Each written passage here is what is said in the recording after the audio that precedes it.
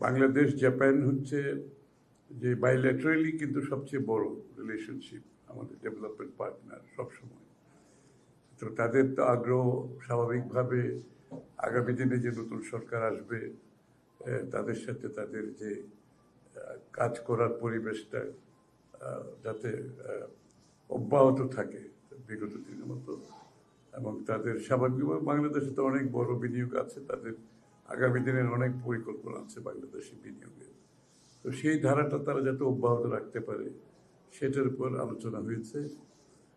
Japanese বিনিয়োগ সবসময় বাংলাদেশে আমরাও প্রত্যাশা করি তাদের বিনিয়োগের কোয়ালিটি ভালো, কস্ট কম, এবং টার্মস অফ ট্রেড বাংলাদেশের জন্য সবসময় ভালো ছিল, বিদায় দুই দেশের সম্পর্ক অত্যন্ত গুরুত্বপূর্ণ। আর থার্ড হচ্ছে কি ছিল, আর কিছু নির্বাচন। হ্যাঁ, নির্বাচন।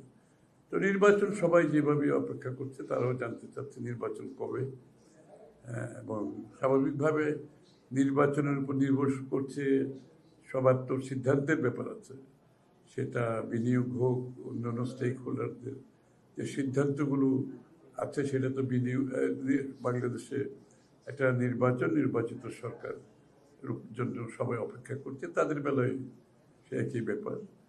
সুতরাং বাংলাদেশে একটি গণতান্ত্রিক অর্ডার ফিরে আসবে এটাই প্রত্যাশা সকলের। এই